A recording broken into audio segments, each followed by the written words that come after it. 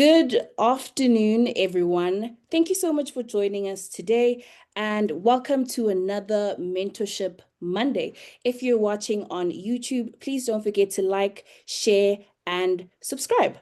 What an exciting way to kick off the week with a powerful session on how to perfect your pitch.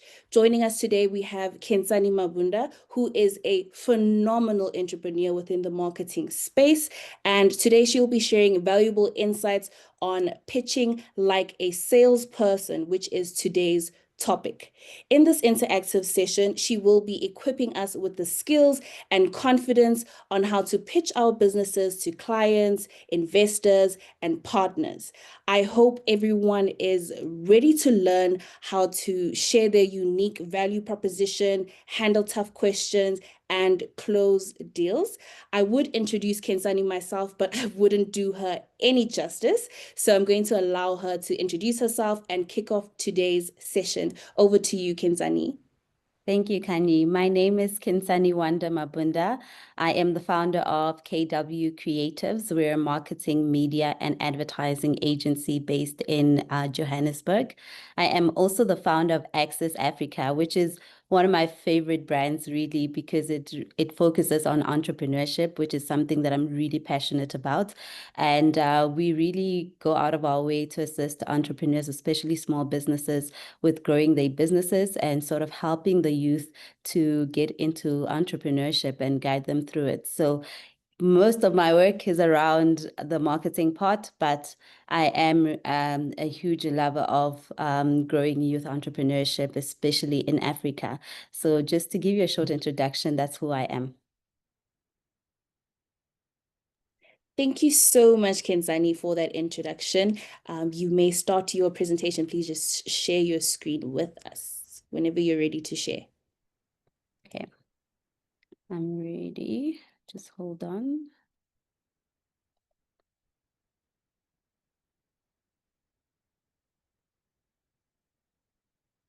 Just let me know if you can see my screen.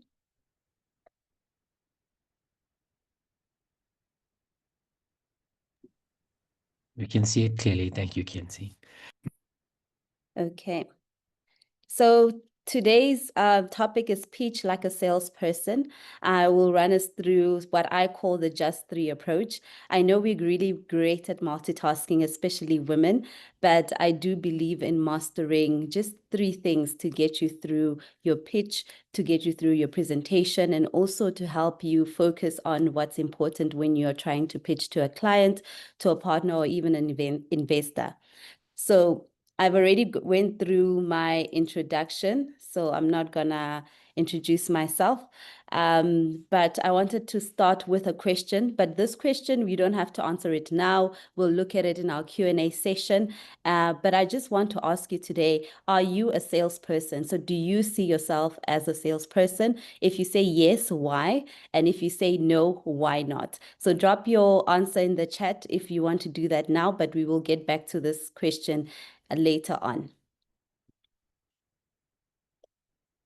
So, like I mentioned, I believe in the just three approach, and that's looking at what do you master that will help you to actually sell yourself or sell your pitches like a salesperson. We always think about how do we really present in a way that we do not waste people's time. I always say that people don't actually have time to listen to you, to go on the whole day about your business. And we are really passionate about the work that we do, but sometimes we can focus on putting so much information and never really getting to the core of what is important that will actually make the next person say, I want to work with you, I want to invest in your business, or I want to partner with you. I understand what your need is, I understand what you're trying to get out of this, and I would like to be part of that. So just focusing on three main things will help us to sort of see how to approach our presentations or our pitches with the mindset of I'm selling this business to the next person person. So entrepreneurship is built on the ability to pitch. So if you can't pitch, then you can't sell your service or your product to the next person. You might have the greatest ideas, you might have the greatest product or service, but if you are unable to pitch, you are not able to actually sell it to the next person for them to understand exactly what you are selling to them. So I always say that selling is not manipulation, it's more of clarity, connection, and confidence. If you have these three, then you can carry it out to the next person and help them understand you and understand what it is that you are offering. So just bear in mind that in every single slide that we go through, I will use this three approach into all the aspects of the topics of this presentation. So the first thing first is, what is a salesperson? And because I asked that question earlier, I wanted to give my definition of what a salesperson is with the three approach. So a salesperson is someone who identifies needs. That's the first thing, builds trust, and then lastly, offers value. So if we look at identifying the need, it's to understand what the customer really wants. So for example, if you say to me, you are selling meals for busy people like myself who don't have time to cook every day, but want to stay fit, they want to make sure that they eat healthy meals, and these are cooked meals as well, that you're selling to a specific type of person. So already I'm giving myself as an example. You've identified who the customer is. Where am I based? So you understand your customer persona. And a customer persona is basically the person that you see as your client, identifying everything about them, their demographics, where are they based, what do they do, how much do they earn, will they be able to afford this meal at this price point, for example. Then the second thing is build trust. So gaining credibility through communication and consistency. How do I trust that if I order this meal plan, for example, from you online, I've never met you, I've never seen this brand before, I will trust it enough to say, okay, it will be delivered in 3 to 5 working days, like it's stipulated on the website or on social media, wherever you actually do your brand awareness. So you need to think about how do you then build the trust and the communication. So you make sure that that is one thing that you can make your customer feel like, okay, this is it for me. And lastly is offering value. So how do you present that tailored solution? So that problem, like I say, here we are selling convenience of making sure that I receive home-cooked meals that are healthy for me as a busy person. So those are the three things that you can look at that as a salesperson while you're pitching yourself and pitching your business.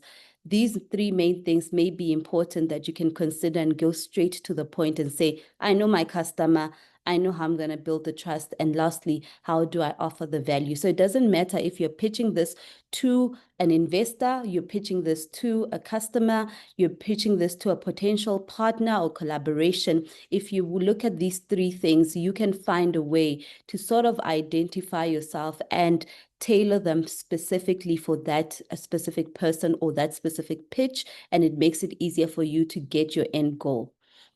And what are the three top qualities of a salesperson? Look at empathy, look at confidence, and look at persistence.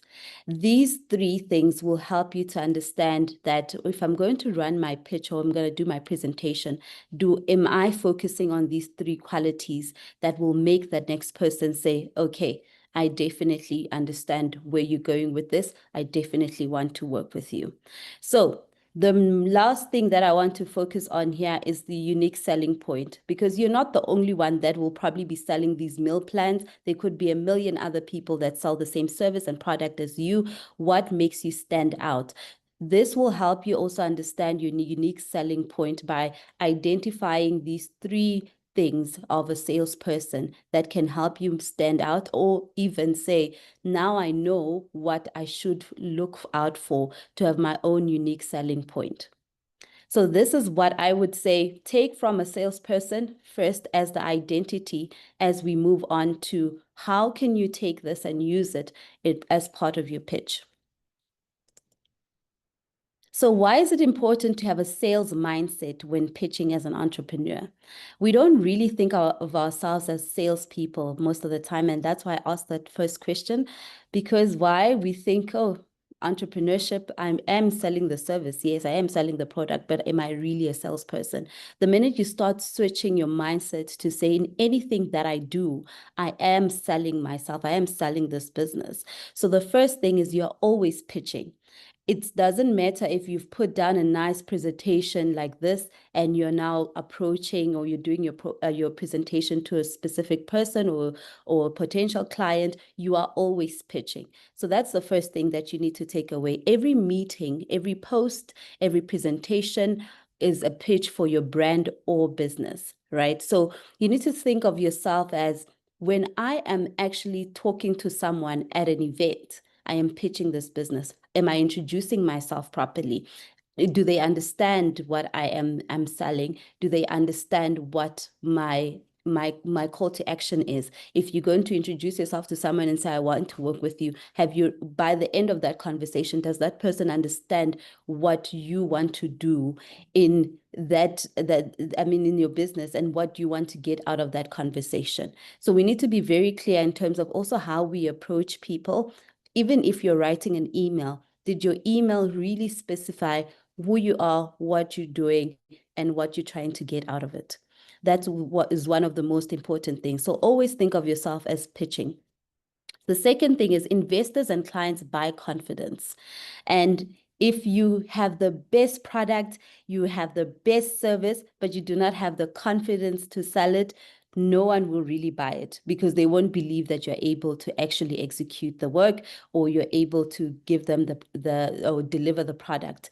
And this is something that we need to look at very successful people. Some of the successful people that are around us may not have even all the skill that they thought they would have, but they had the confidence to carry it out and believing that this is possible, this could be done. So always go with a mindset that helps you sell your vision very clearly and very passionately, because people want to know the story behind that brand, the story behind that business. And that can only come from you, because you can confidently share it.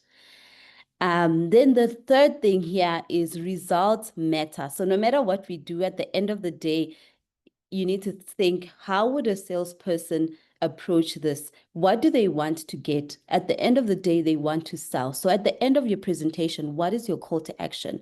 Are you actually selling whatever that you are giving to them, or are you not?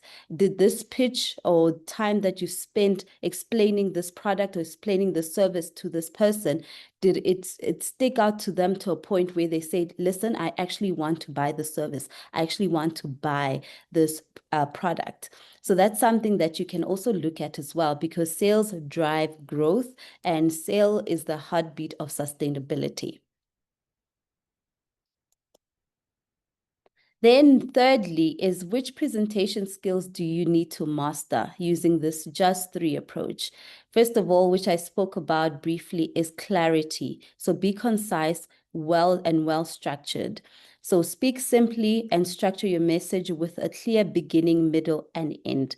I find that sometimes, we can use a lot of jargon that people don't even understand. So if you're a specialist in a specific industry, for example, then you want to use a jargon that's in the industry. So for example, take a skincare brand. Sometimes I don't understand what, let's say, for example, they say there's niacinamide and there's sometimes I don't really understand what it actually means. So to simplify that jargon to a way that everyday customers can understand, or even doing educational content, for example, that makes it clear for the next person to say, okay, if you put this in your presentation and you're putting this word and it's so important for your business, maybe break it down for me so that I can understand. So be as clear as you possibly can, and be as well structured as you possibly can as well.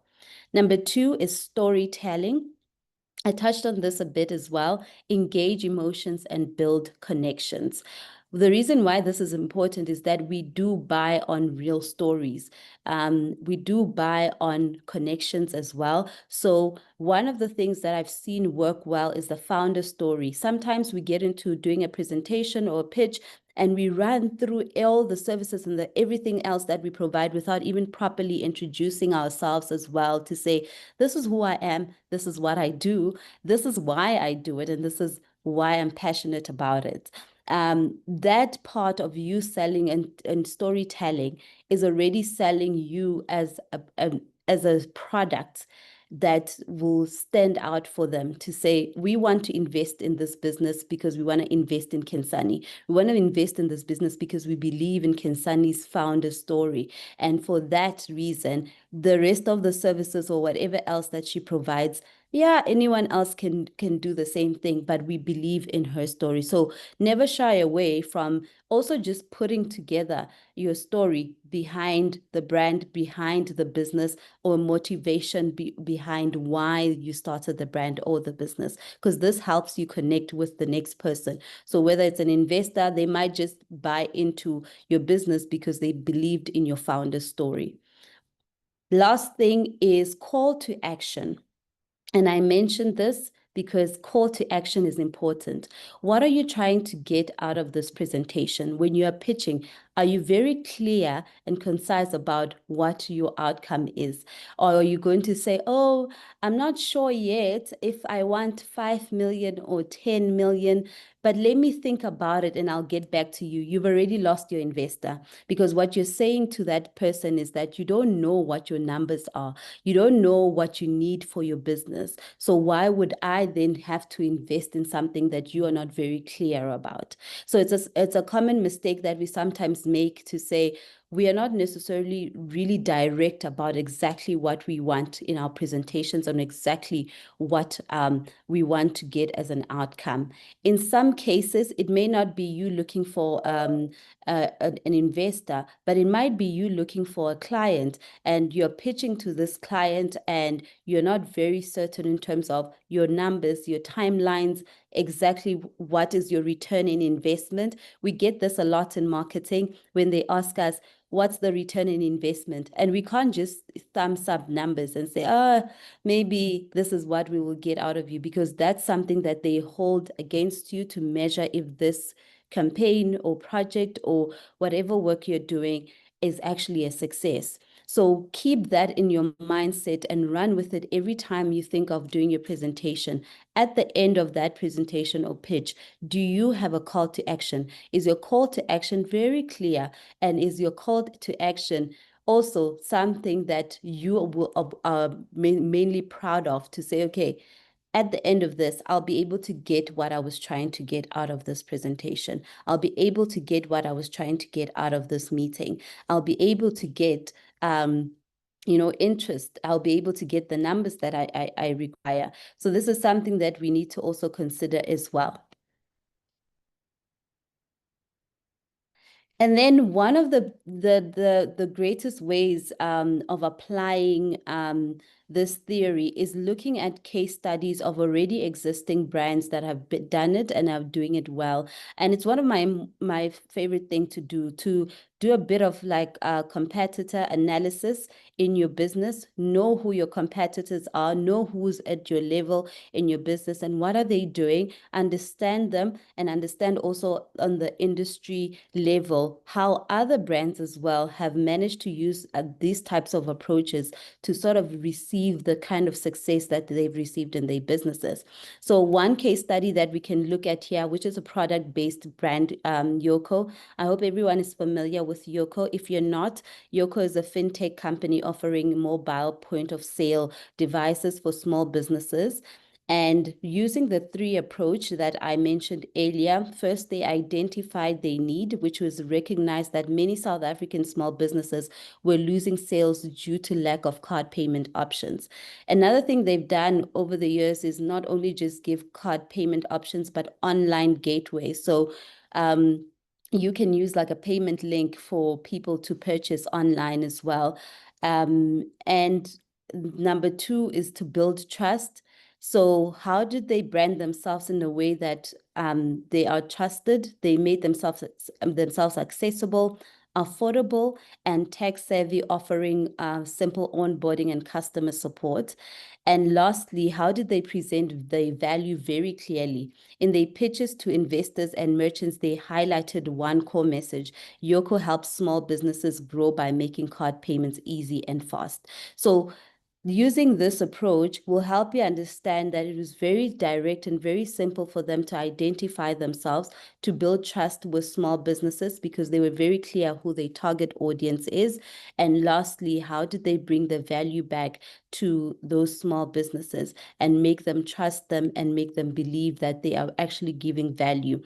Also, us at KW Creatives and Access Africa, we actually use Yoko as well for our payment systems. So I've seen quite a lot of small businesses as well. They have over 150 small businesses that use their platform. And I've seen how they also invest in small businesses outside of just them using the services. So they will invest in sponsoring at events. They will invest in working together with highlighting other brands that are using the platform. So that's another way of also building trust as well. And this is a great success story that when you do have time, just go through it, look at the work that they've done. It might not be necessarily industry related, but I always say case studies are great for you to look at what other brands are doing to help you identify yourself and understand how your business can take some lessons from them and grow as well. Then the second case study, this is more service-based. And I love this brand because we found one of our nannies at home through Sweep South, and it was such a seamless process. So Sweep South, sorry, if you are also not familiar with it, is a platform that connects homeowners with domestic cleaners. So in this case, identifying the need, they identified that homeowners needed reliable, vetted domestic workers. Workers needed fair and flexible jobs as well. So they identified needs on both ends, from the homeowner's perspective and from also the worker's perspective. And then they blended these two together. They built trust by doing background checks, digital transparency, and reliable service quality. And lastly, how did they present their value? They did so by simplifying their impact. So they call themselves the Uber of domestic workers, which helps you sort of gain trust as a homeowner. If you use the platform to actually look for a domestic worker, you believe, okay, this is someone that's reliable. If there's anything that happens, I will be able to, go somewhere, have some sort of assistance if that's the case. And this has helped Sweep South to also grow in markets outside of South Africa as well. So these are two great case studies that you can look at. And every time I think about the three approach, if we think, identify the need, build the trust, lastly, present the value. This way, when you are pitching yourselves, that the first thing that you're going to think about what your need is, how do you present your need to the next person for them to understand it really well? The second thing is then how do then I build the trust for the next person to understand that I am credible, I can do this work, and my product or my service is good enough. And lastly, how do you then present the value? What value are you giving at the end of the day that makes this person say, listen, I want to invest, I want to buy into this service or this product? I hope I'm not over time. Can you just let me know if I still have enough time? No, you still have time. Yeah, 4 minutes. Okay, great. So I know that we won't be able to do this with everyone, but I wanted to practice a pitch. I wanted to just do this short activity. So if we have 4 minutes, maybe 3 people can do this. So it's just an introduction pitch. So like I said, let's use the 3 approach. who are you, what problem do you solve, and what do you want?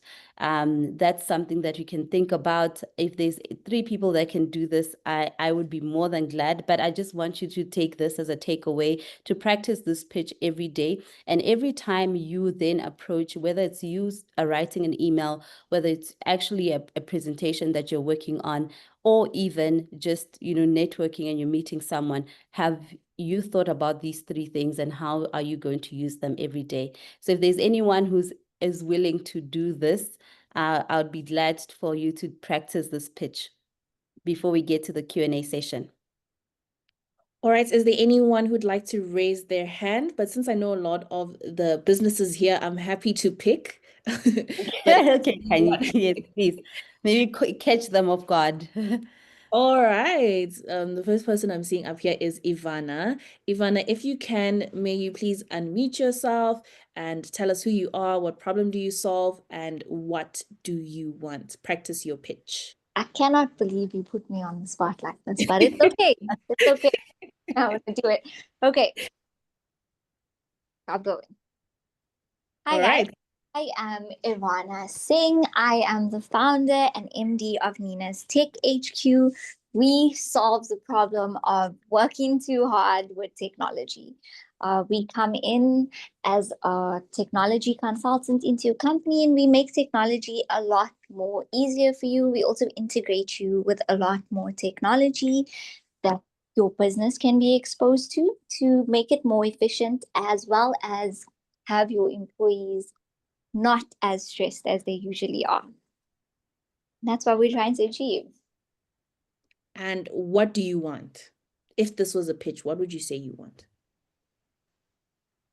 I want you to choose Nina's as your technology partner. Thank you. Thank you so much, Ivana. All right, is there someone else who would like to participate in this activity, or do I get to choose again? All right, looks like I get to choose. Okay, Shamim, if you can, please unmute yourself.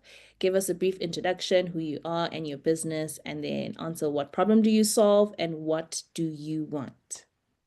Hi, thank you, Kanye. I am Shamim. I am from Washtub Industrial Laundry Service. We're a 30-year-old company, and we provide comprehensive and agile laundry solutions and garment rental solutions to the workwear, manufacturing, and hospitality and healthcare industries. I would like a meeting with you, please, so that I can show you how we can solve your problems. Okay. I like that. Straightforward. Yes. Anyone else? Okay, I don't see a hand. Rebecca, if you can, please unmute yourself. Who are you? What problem do you solve? And what do you want? Oh my gosh, I was hoping you wouldn't choose me. I'm actually at my daughter's swimming practice right now, and there's music and everything in my background. So Oh, not a excuse me problem. if you hear additional sounds. Okay, no, we can't hear anything at all. Okay. My name is Rebecca Akinbi. My company is Leora's Blooms and Gifting, and we basically provide floral services and art and gifting for corporate, residential, and events. And basically, we'd want you to invite us into your space so that we can transform it and bring you love, light, and joy. Thank you, Rebecca. Thank you so much for participating in this activity. I don't know, I saw a hand pop up. Mina, Yes. would you like to participate? Just Hi, unmute yourself. yes. Hi, how are you? I'm not Well, good at this, but I'll just give it a try. I'm Mina. I'm from Shiv Dev Train Academy. We're 15 years in existence. We help professionals, schools, as well as coaches to either get CPD points, SACE points, or Commensa training accredited. I'd like you to contact me when you're available, and I can tell you more about it. Thank you. Yeah. Mina, that is confidence that I was actually speaking about. I think I find most of the time when they say raise your hand or stand up if you have a question. We all go shy and we forget that we actually run businesses and we are salespeople. So that's Thank good. you for that. Thank you for that. I didn't think I was confident enough, but Yeah. it'd be nice to connect with you as well. Thank you. You were Bye. very confident to raise your hand. Thank you so much. Yes, thank you so much, everyone, for participating in the activity. And before I open the floor to some questions, I just want to go over some of the things everyone was saying in the chat.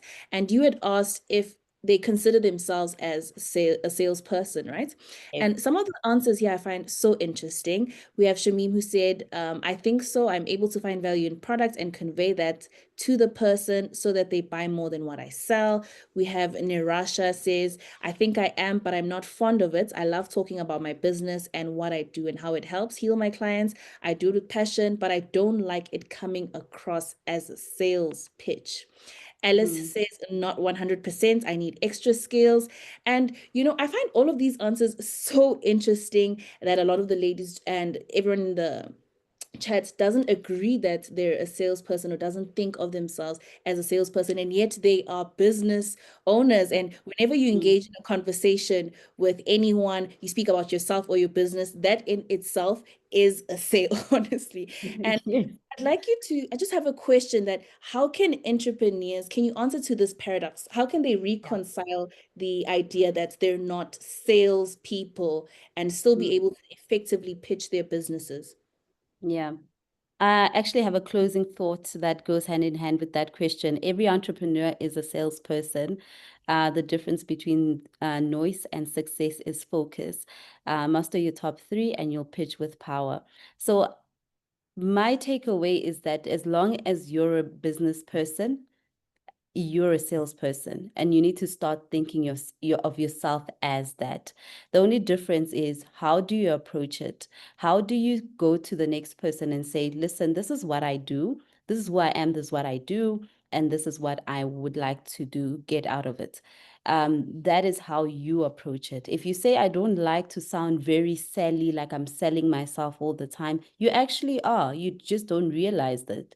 One of the things that I do a lot when I go to events and people ask me, where do you get clients? And I say, I attend quite a lot of events. And most of the time I go there alone. I don't know most people when I go to the events, and I see who do I want to connect with, who do I want to engage with and ask also questions.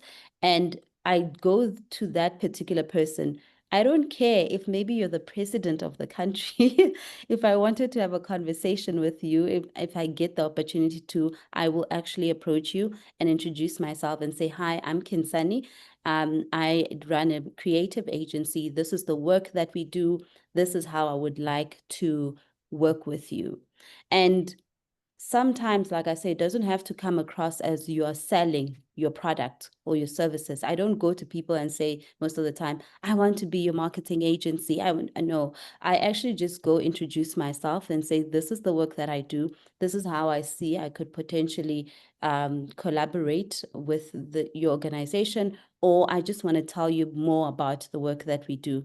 That is simple. And in some conversations, you don't even have to be selling your services or your products to them, but just telling them simply what you do. Your founder story, like I say, sometimes is how you also capture people, because when you're listening to them speak, especially at events, you obviously resonate with some of the things that they say. You also can say, okay, this is relatable to me. I might just want to approach this person and tell them about the work that I'm doing, and they might just be interested. You never know. But my biggest thing that I've learned is that when you do approach people, approach them with the mindset that you know exactly why you're introducing yourself. You're going to introduce yourself and be very clear in terms of who you are. And lastly, you can tell them what you do. You don't have to necessarily say, I want to work with you, but you can really just share the work that you do. You never know, they may be interested in working with you instead. So that's another sales approach that you can use. Thank you so much That- for answering that question, Khensani. And I think it really also ties back into the confidence you have in your business. Do you believe in what you're selling or the service that you're providing? So thank you so much for answering that question. Is there any other question? Please just raise your hand, and then you'll get a chance to unmute, introduce your business for a bit, and then get straight to your question.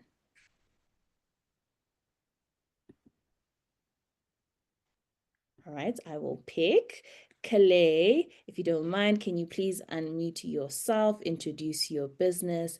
And I see you had mentioned something in the chat that you're not effective. So maybe you can ask a question around how to be more effective as a salesperson, specifically in alignment to your business and the service that you provide. Hi, Kanye. Hi, everybody. Okay, so basically I am, what I do is I'm Calais from Arrivo Recruitment and Consulting. We do HR and consulting services. And like I've mentioned in the chat is, look, I don't believe I'm that salesperson or an effective salesperson purely because I almost don't really like to ask people for business or to ask them to buy my product or my, in this case, it's a service. So that's the kind of the challenge that I have. It's almost like I feel bad. I don't know why that is, but yeah, I don't like to sell my services. You know, I'd prefer if I tell you about it, you would say to me, okay, that sounds interesting, and you know, let's see if we could kind of collaborate or meet or something. But I don't kind of enjoy having to sell what I'm doing. So how would I go about like overcoming that? Kelly, do you like telling people about your business in terms of like sharing like why you started your business or your founder's story? Yes, I do. But I also like I almost feel like it's I don't like talking too much about myself. I almost feel it's like boastful, which maybe it's not, but that's how I feel, and I don't like doing that. Yeah, and I mean this is a common thing for a lot of founders, because we honestly feel that it's not even about me, it's about the business itself. I shouldn't be talking about myself, or I shouldn't even be talking about the business to this extent. But remember that no one will sell the business as good as you will. Like it doesn't matter even if you hire the best people to do it. No one will ever sell the business like you will. Also, in terms of building trust, something that I mentioned in the presentation, we don't realize how much people buy into the business because of who we are as founders. And I've had similar situations like this where I wanted to push myself away from the actual business, but especially in like the early stage of the business, you do have to sell your business as you sell yourself as well. And when I say sell yourself, it's not to see yourself as, oh yeah, I'm like literally throwing myself out there and boasting about myself, but it really is about you sharing your story. So why did you start? Why are you doing what you're doing? Who do you want to work with? There's nothing wrong with doing that. It's not boasting, but it's more of sharing your business. The more you share your business, the more people you get to connect with, and the more you understand what the next person also requires from you as a business as well. Sometimes you may not know that the service that you're providing, your clients might say, okay, maybe if you do it like this, or maybe if you include us in this, you never know until you try it out. So I would say to you that find the best way that works for you. If you're not a person who likes talking to people, maybe do it in a different way. Do you like writing? And if you like writing, there's a thing that we do every week, which is a weekly newsletter. Maybe you want to write up something, do a weekly newsletter, send it out to potential clients or your own customers as well, and say, okay, this is how I share the story of the business with them. Are you also maybe using social media? Maybe you can do it in that way as well. And this doesn't necessarily look like it's you talking about the business or talking about yourself, but focusing mostly on how do you share more of the brand, because what we forget is that we're actually building brands, and a brand needs to be shared as much as possible. The brand story needs to be very clear. You don't find big brands shying away from sharing who they are and what they do, and also who they collaborate with. Maybe sometimes it's also a matter of maybe collaborate with someone that can sort of share the brand much better than you. That's why big brands have ambassadors that share the brand story, that work together with the brand to help it grow as well. So if you're saying, I don't want to do that, maybe this is where you think about, how about I have an ambassador that will solely focus on brand awareness and building this brand up to a way that people understand it. Because sometimes we think people understand the brand, but they actually don't, because you don't want to share it. I hope that's helpful. Yes, it does. You've given me some tips, so thank you very much for that. Thank you. Thank you so much, Kale, for that question. Khensani, you mentioned that you've met a lot of your clients at networking events. And, sometimes at these events, it's all about business. And people forget to form that connection with the person first before they push on to the business. So how can entrepreneurs find that balance between showcasing the value proposition of their business and building that connection first? Know your why. Why are you going to that event in the first place? So I think what I do all the time is every time there's an event or I come across an event, I look at it and I see what is happening at that specific event. Who is going to be there? Why would I want to go there? Why should should be in that event? Because sometimes we go to events and it's not necessarily relevant to us where we are right now or where we're trying to go.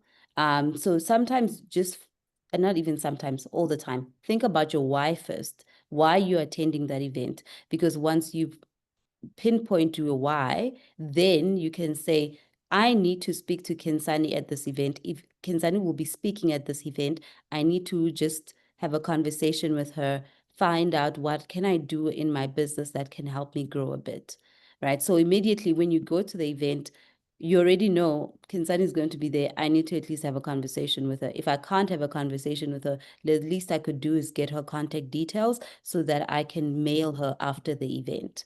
So you're already going there with an approach to say, I know who I want to connect with. Sometimes, I mean, there are people that you didn't think you were going to connect with when you get there, but you actually do. So your why is important. Why are you going to that event? Because we need to think about time. You spending 2-3 hours at an event could have been a waste of your time if you don't know why you're going. You do come back most of the time from events and you say, I don't know, I didn't get anything out of it. So start from the beginning. Before you sign up, before you spend money on that ticket, why do you need to go there? Did you analyze your business and say, okay, I need help with funding, for example? This event is specifically focused on funding. There's a JSE She events that's coming up soon, and I know it's focusing mostly on funding. So if you're thinking on getting funding, how do I grow my business financially? Maybe that's an event that you want to go to. So you already know your why because you know what you need, right? So who's going to be at the event? Also look at speakers. Who's speaking? Who do I need to connect with? Who, if you don't know some of them, just do a bit of a research on them and say, oh, okay, you do this, you do that. Maybe this is how I'll connect with you. It's also a good way when you do meet people as you're approaching them to sort of understand what they're doing. So when you're having a conversation with them, they can also be clear that, oh, you know what they do. So you're not just randomly approaching people for the sake of approaching people. And then one last thing is that obviously there are other attendees there, people that you're going to find at the event. I always introduce myself.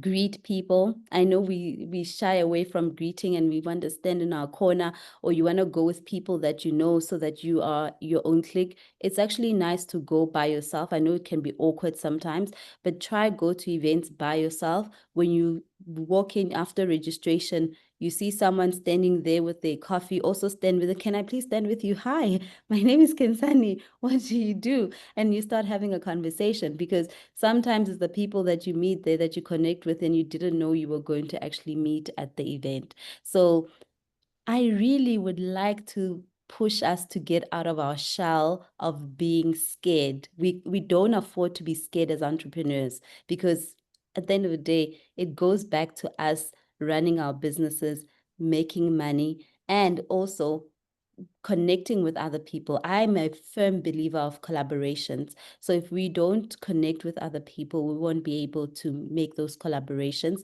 Another way to do this is also, if you are not so much of a socialite, you prefer being an introvert and, connecting with people online, don't be afraid to do that either.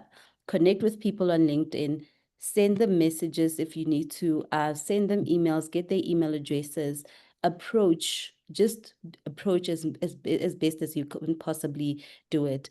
I don't think you should be limited by just, okay, I can only approach this person at an event. Sometimes it takes as little as sending a DM and say, hi, this is who I am, this is what I do. I'm interested in connecting with you for these reasons. If you have time for a chat, please let me know. And that's how you do it. I don't think you should limit yourself in any way if that's the case. Thank you so much for answering that question. We have another question in the chat. What's from Nirasha, and she's asking, what's one thing you would recommend to improve client conversion? Because a lot of these conversations can happen and you can tell people about your business, but how do you move that conversation from just a conversation into client conversion? Yeah. You need to be persistent. And sometimes persistence is not you nagging people, but be persistent in, if I approached you today is the 7th of July, and I say, listen, this is what we do, send company profile, however you do your approaches, and you don't get a response, maybe follow up after a week or 2 weeks. If you still don't get a response, maybe then say, okay, how else can I reach the specific company? If you're dealing with a company specifically, there's not one person, there's a lot of people that work in the organization. So maybe try a different approach. Sometimes we receive emails that are info, all of that. You won't get me directly from my info email address, right? But if you say, okay, I sent an email to info@KW Creatives, I haven't received a response, it's been 2 weeks. Maybe let me try get Khensani's direct email address. Maybe then I will get a response. But that's another way of approaching it, to follow up, see if the person has actually received your email, because sometimes some emails go into junk mail and you don't even know, and you're thinking, oh, they're just not interested. So you have to be persistent. If that still doesn't work, maybe calling and checking, oh, I've sent an email to this person on this particular day. Just want to check if they received the email. That's how I'm reaching out. That could be another way of actually following up and seeing if this person has received it. They're giving you a response. Eventually, you might get a response from that person. So you just need to be persistent. And this is just a typical example of like an email approach. But in any approach that you do, you don't just do it once and then say, okay, no, they're not getting back to me, it doesn't matter. Try a different approach. There's never like feel sorry for yourself for having to change a strategy, or never even feel bad about it. Just change the strategy and say, okay, I wasn't able to get this, let me go to the next thing. Maybe it's you're approaching company A and company B is also in the same industry. They're not interested, B is interested. So also don't put just one company in mind or one customer in mind. Always have options to say, I'm going to send this to maybe a few and see who's interested. I will follow up with all of them. I'm sure you will get something out of it. So just like a sales approach, if the target is 1,000 reach, it can never be okay, if I need to reach 1,000 people, that means I'm sticking to 1,000 exactly. No, conversion works in a way that if you need to reach 1,000, or your target is 1,000, then you need to maybe at least reach 10,000. So have that approach to say, in a pool of 10, I just need one client.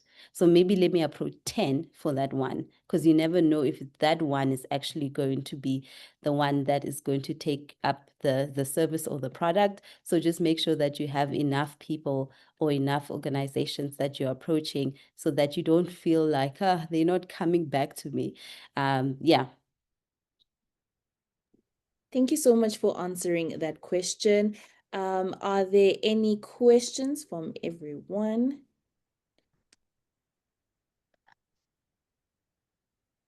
Alice, if you don't mind, can you please unmute yourself? I see you've been talking in the chat box. Just introduce your business and feel free to join the conversation, ask a question as well. Hi everyone. I didn't see it coming. But thank you so much for the opportunity. I'm a coach, I'm a career development practitioner and a mentor. So yeah, I speak a lot. I'm an outspoken person. But I used to have this mentality, you know, I believe that there's a thin line between marketing and sales. So I used to think that when I market, when I'm in sales, I'm sort of marketing, and I'm not a persuasive person. Like I feel like I'm nagging, so to say. But after today, after today, I'm definitely going to practice what I've been taught, because I was lacking here and there, especially when coming to the strategic planning. Sometimes I'll go to a certain school and I'll present my services to say I'm a career development practitioner. I deal with career assessments, you know, employability services, and so forth and so forth. And then you'll find out that sometimes they don't take it so well, and then they will tend to believe that you will have to not sell your product for free. But hey, I'm a PTY Ltd. I'm not an NGO, you know. So I think I will change the approach and the strategies. Yeah, definitely. But I'm happy. I'm getting there. I'm getting there. Thank you so much for this session. Yeah, I really needed to hear this today on a Monday. So watch the space. Thank you so much, Thank you Alice. so much. I didn't even introduce my business because of my excitement.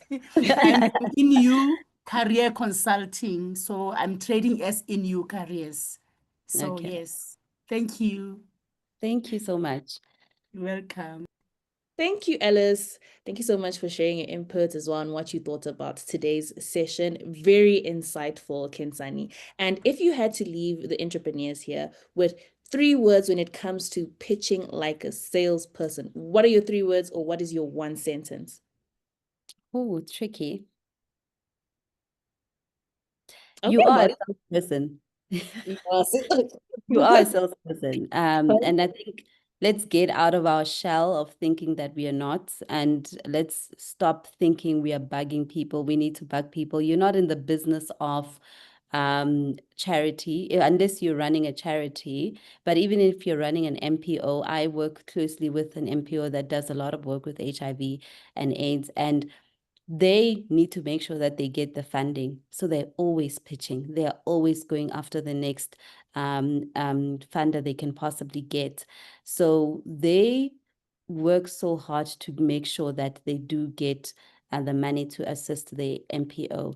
So even if you're not in the business of making money, but I think majority of us are here for money, you still need to show up and sell yourself, sell your product and your service. and sell your brand. Don't forget that you are running a brand at the end of the day, and that brand needs to be known, and no one's going to tell your story or your business like you do. I know that was a mouthful. So much for my one sentence. But So much for one sentence. Yeah. We still have a question here from Shamim. How to stop myself from discounting my services? Ooh. Mm. We could have a very long session about that. We can have a very long session. And the question is how are you discounting these services? How much, what's the percentage? You know, there's a lot. We can have a conversation, a long conversation about that. And I will open that up to if anyone wants to have a consultation with me or even a further conversation, you're more than free to do so. I will let Kanye to share my details, but stop discounting and stop underpricing. It's not giving you the profit that you want. If anything, you are struggling at the end of the day. Sit down and figure out who it will be able to pay for my services at the price point that I'm selling the services or the product at. And sit down and figure out that target audience. Then be strict and say, I'm not working. Sometimes you have to say no to business that is not going to give you what you need. Yeah, I can go on, but just stop completely. Okay, thank you so much. Shamim, I hope that answers your question. And looking at the time, it looks like we're coming to a close of today's session, Pitching Like a Salesperson. Khensani, thank you so much for this insightful session. And everyone that joined today, thank you for availing yourself. This is the first step already to becoming a salesperson. You invested your time into the session, and I'm sure everyone has learned a lot from the session. So thank you everyone for joining us, and the recording will be up on YouTube as well. So feel free to come back and watch again. Thank you, everyone. Thank you so much.